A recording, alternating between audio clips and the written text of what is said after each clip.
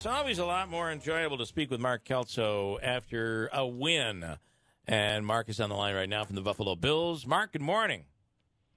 Good morning, guys. How you doing today? Good. I thought yesterday was was really a good day for me as a Bills fan. Bills played really well yesterday. What's your take on the overall performance?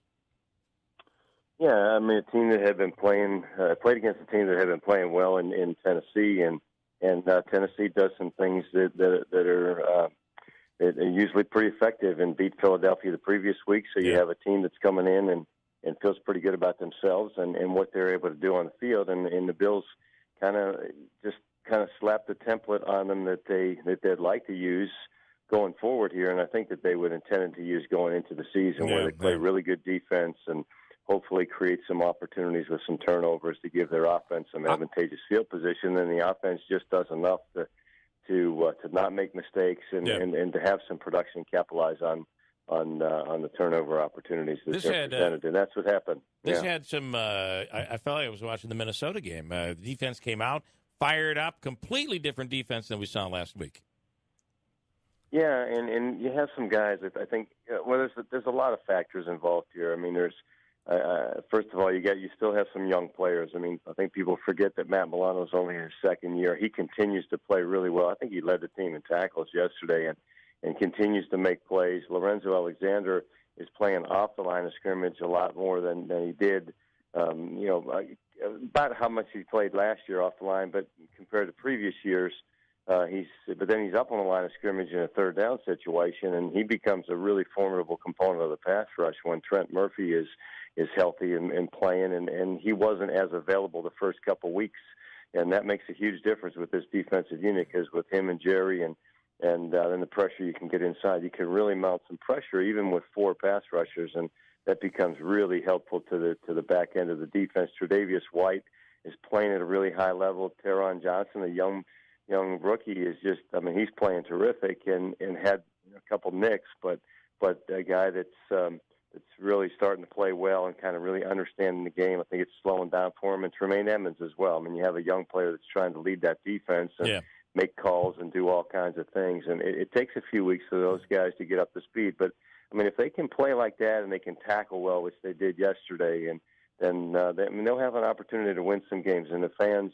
no question, in your own building, the fans played a huge factor yesterday, making it very difficult for Marcus Mariota to make any adjustments at the line of scrimmage. There's two plays that I want to talk about. Number one, the Bills the defense gets the turnover, and we botch a field goal kick, which looked to me like it was. Let's start with that one. It looked to me like it was maybe a fake kick. What's your take? Because no one's talking about it. Nobody will give any details, it seems.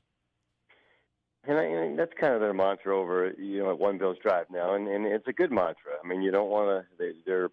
They talk about 1/11th and everybody being a part of the team, and it's all about the team. And you certainly don't want to call one player out if in fact that's what the situation was. So I can understand them being kind of tight-lipped about that. But I don't know what happened. It certainly looked like Bojorquez stood up after he received the snap, which seemed pretty clean. It looked like he stood up anticipating that he was going to do something with the football, and whether they discussed it and there was obviously there was a miscommunication. But so I don't know if they had thought about it or not. Or I think in a tight game like that, you think you really want points, and anytime you have an opportunity, you don't necessarily want to roll the dice because I think they felt like the way the defense was playing, they could be in that game to the very end, and that's what you want. You want to have an opportunity to win when it comes down to the end, and that's what they were able to do. But I don't know. I mean, obviously somebody made a mistake, whether it's a communication error or a physical error, but in this case it worked out, and it did not hurt the Bills, even though they, the margin of victory may have been a little bit greater, and they may not have had to come down to that last field goal. But that was good. I'm sure they'll make it correct. They'll correct it. Listen, that was good to see Josh Allen brought the ball down. He is definitely growing as the weeks go on here as a quarterback. The other question that I really want your take on is Jerry Hughes comes in, quarterback sack. It's happening. He lets up because he's afraid of a penalty, and the quarterback gets away. What's your take on that? And is it that bad for the defense right now in fear of a penalty? Well, I just think there's so much indecision here and uncertainty about what's going to draw the flag and what is not going to draw the flag. And we've talked about it at the first few weeks. I think Clay Matthews from Green Bay was the target of that a couple times early in the season where he thought it was a clean hit, but then they threw the flag on him for a late hit on the quarterback. I mean, there's a couple plays that happened yesterday, and that's one of them. One of them is a Jerry Hughes play. So he has him wrapped up. He has him in a bear hug. In my mind, it should be a quick whistle. He let him go. I don't know if, in his mind, maybe he thought, in the past, you might pick him up, you might throw him to the ground, and felt like, well, that may draw a penalty flag, so I better let him go so that doesn't happen. And then he gets free and is able to throw the football down the field. And then there was a couple other plays, too. The one play, I can't recall who it was that had Marcus Mariota tied up over by the Bills sidelines. He was wrapped around his leg, and he was twisting his leg.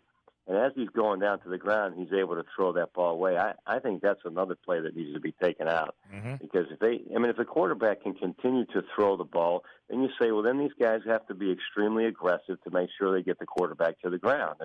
And so if he's wrapped up and there's someone hanging on him, and I think they ought to blow that dead and protect the quarterback. And then the third one that happened was when Mariota ran the one time, and I think it was Matt Milano that missed him. He led the team in tackles yesterday, but he missed that one, and I think in part because you're worried about the quarterback sliding the last second, and then you're going to hit him and draw a penalty flag. And so he waited till the last second, and then he went down a little bit. It looked like he went to his thighs, and Mariota was able to jump over top of him. But so there's a number of issues that they need to resolve, and I'm not saying it's certainly not an easy thing because you need to be able to protect the quarterback. I agree with that, but there's got to be consistency with the way those situations are handled by the officiating staff. We are talking with Mark Kelso, the Buffalo Bills. Manansky. I do have a question on the Bills' offense, but since we're talking about bad penalties, I'm sure you haven't seen it yet. There was an awful penalty in the Giants-Panthers game that ultimately cost the Giants' defense a touchdown, and Carolina won on a last-second field goal. It was a play where a defender dove to catch a ball, to intercept a ball, which he nearly intercepted. The receiver kind of ran into him because they were both playing the ball, but their heads bumped together, and it was called a hit on a defenseless receiver on a play where he wasn't even looking at the receiver. He was making a play on the ball. It just drove me crazy. These penalties are making the game that much tougher to watch. But my question about the Bills' offense, only 85 yards of passing for Allen yesterday. The Bills almost got 150 on the ground. What's missing here? A receiver? Is it the blocking's not enough, or Allen is still coming into his own as far as leading the offense? Yeah, I'm going to give you an answer you don't like, a combination thereof. There's a lot of things going on. The offensive line is I think they gave him some really good protection. But again, this is a unit that the Bills are 2-3. The offensive line has played together for 5 games. That's all the snap. They haven't played together as an entire unit except to start this season. So that's a component of it. And yes, Josh Allen will hold the ball at times.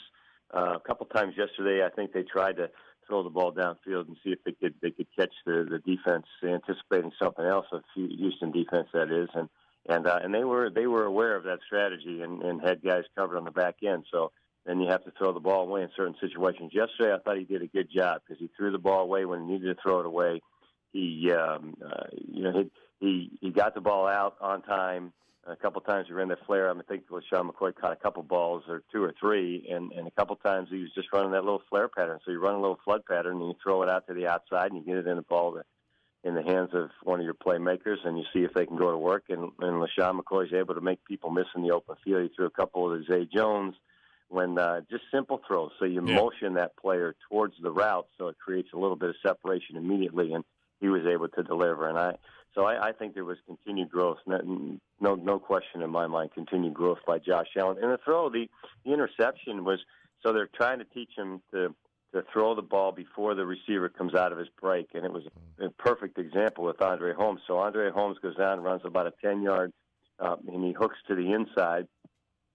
And when he turns around, when you turn around, you have got to have your hands up ready to receive the ball. If, in fact, you're anticipating the ball to be there, well, in the first couple of weeks, the ball probably wasn't there on time. Yesterday, it was there on time, and it had a heck of a lot of velocity on it. And Andre Holmes couldn't quite get his hands up in time, and then it deflects up in the air and turns into an interception. So there's a lot of those things, and it's true. I mean, the receiving core, somebody has to step forward and define themselves as a guy who can be the go-to guy in critical situations. And right now, I don't think they have that person defined. And there was one call that was somewhat controversial. Everybody was saying, well, that really wasn't a penalty.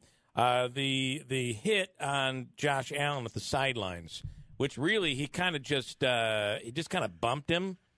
But I think that's kind of a.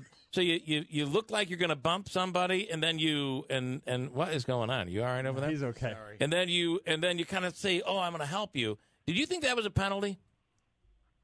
Yeah, I thought it was because he released the football 2 or 3 steps prior to that. Yep. And then he was still contacted, and he still pushed him. I mean, it wasn't violent, and he didn't drop his shoulder on him, but he still pushed him to the ground. Let the quarterback alone. I mean, they're going to protect the quarterback. Yep. I mean, just let the quarterback alone. And if you're going to put your hands on him and you realize you already threw the ball, then hold him up and don't push him to the ground. I mean, it's pretty simple. We can play the game safely and successfully at the same time, and I think that's what the officiating crew is trying to do. Make sure the game can be as safe as possible, but still as aggressive and